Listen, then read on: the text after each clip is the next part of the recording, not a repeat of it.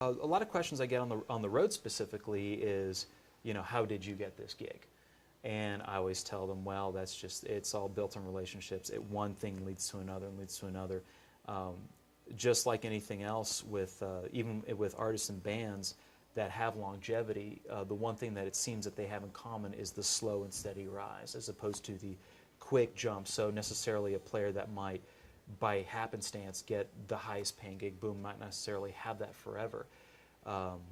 I tell these people that ask me, how did you get that gig? I said, well, it took a long time. This point A led to point B, which led to point C, and around point ZZ is where we're at today.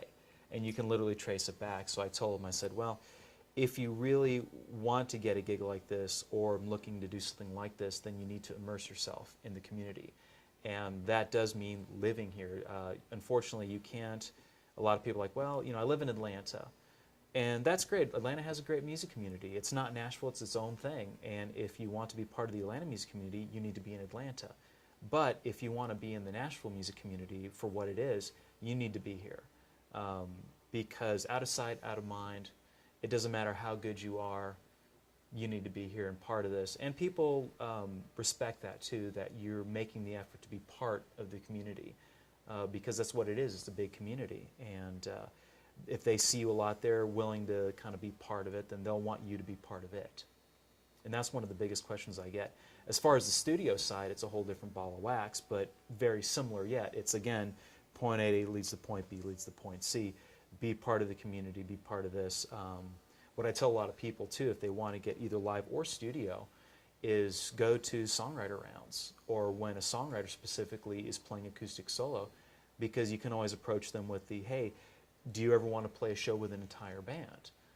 I can, supply you being the guitar player or the bass player, or I have friends that we can put a band together for you if you want to try it. Maybe you never tried it before. It's a new songwriter in town. Want to try it with a full band? Sure, we'll put it together and work with you. And at first it might not pay a lot, if at all, but it's a starting point, especially if you don't already have pre-existing connections in the city. Again, with the studio, same thing. You could approach the same person and say, hey, do you have any demos cut or whatever? Well, a lot of times you get with the new writers, I sit at home with a mic and it's just me and an acoustic guitar and a vocal. Do you want to do a full band? Maybe we can, I know somebody who's got a small recording studio, we can do it together. Or if you want to cut some demos, we'll just go in for a 3-hour block and knock out 3 or 4 tunes for you. And that way, for one low price, you can have a quality demo, and show them, this is your way to show them, hey, here's the quality I can give you, here's what you get with me. And then that person will tell somebody else, and that person, or in a lot of cases too, that songwriter will get hooked up with a producer. The producer will listen to the quality demo. Wow, that sounded good. Who did you use on that? And they'll say, oh, it was blank, blank, blank, my buddy.